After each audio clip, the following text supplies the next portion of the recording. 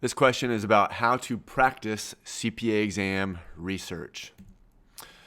Patience writes in, on Ninja, when we're practicing simulations, where do we access the Internal Revenue Code for the research function? I thought it would be next to the Excel or calculator app, but I didn't see anything. Good question. One thing that we did with Ninja MCQ is we did not include the research component. And the reason for that is because the whole point of practicing the research component is so that on exam day you can actually use it.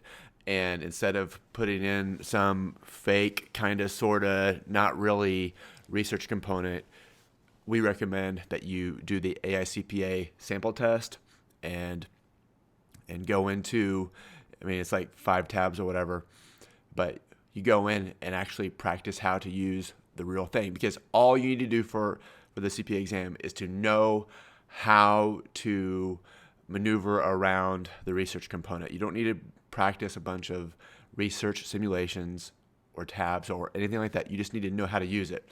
And so instead of spending time using a fake system, we recommend using the AICPA's sample test, and that's a much better use of your time. And so how to get to the AICPA sample test is fire up the old Google and just Google AICPA sample test, and then it's that link under the ad there. Get familiar with the CPA exam. So you click on that page, and then you go down to the bottom. And while this question was about Internal Revenue Code, which would obviously be for regulation, I went to the FAR sample test, and then you get your, I mean, it's kind of like the legit thing. Yeah, you actually have to enter in the launch code. So you go in there, and then within one of the tabs, there's the research. And so that's an example of drilling down into the research.